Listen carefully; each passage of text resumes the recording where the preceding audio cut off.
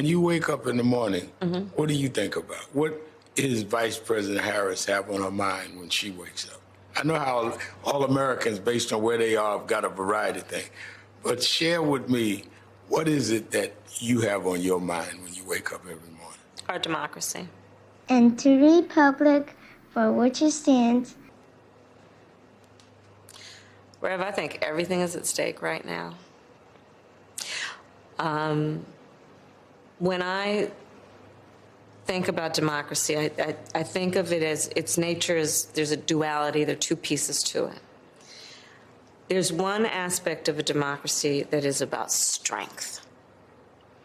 When a democracy is intact, it strengthens the people, it protects and fights for fundamental freedoms, individual rights. It's a fight for order against chaos. It strengthens. On the other hand, democracy, incredibly fragile. It will only be as strong as our willingness to fight for it. And right now, there are many forces that are attempting to purposely, I believe, weaken our democracy, purposely attempting to erode a sense of pride in the fact that we as the United States have held ourselves out and have been considered to be one of the strongest democracies in the world. And right now, in the context of the world, people are watching, wondering, what is the future of democracy in America? And I mention that because I have been traveling the world. I have met with over 100 world leaders. Presidents, prime ministers, chancellors, and kings. And here's the thing about being the United States of America.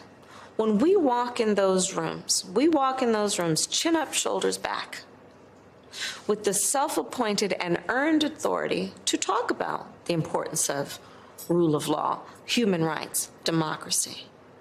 But the thing about being a role model, people watch what you do to see if it lines up with what you say.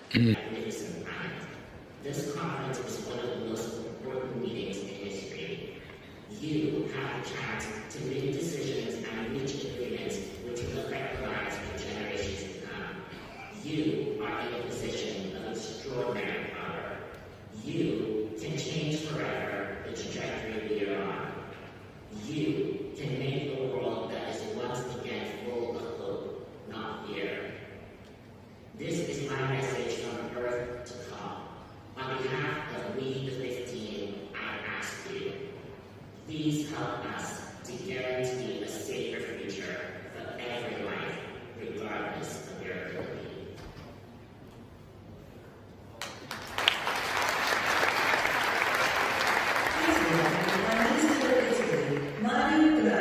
I could go on and on and on. There are many things that I'm proud of that we have done that have been, I think, in many ways, and I say this humbly, that have been transformational for our country. In this New York Times Siena poll, if you ask about the nation's economy, people rated it only excellent at 2%, only fair at 29%, poor at 49%. And Joe Biden's approval on the economy is only 36%. Last I looked, $1.62 trillion deficit for the first 10 months of this fiscal year. Unbelievable. Gas prices are now hitting an 8-month high, with the national average creeping closer to $4 a gallon. I have something here. It's 30 points from where he was during an election day in 2020 to 2020 to where they are now.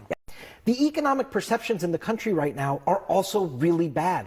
25% say the economy's good, 75% say it's bad. 51% of Americans in this new poll say that the economy is actually still getting worse, that it is in a downward spiral.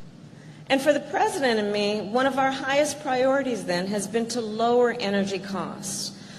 Prices are up 16% since Joe Biden took office. For food, they're up 19%. For used car prices, up 30%. Electricity prices up 23%. Electricity from wind and solar farms in the Arizona desert, delivered to people millions of miles away, potentially, well, certainly thousands of miles away. Bit of a typo there. but delivered to millions of people.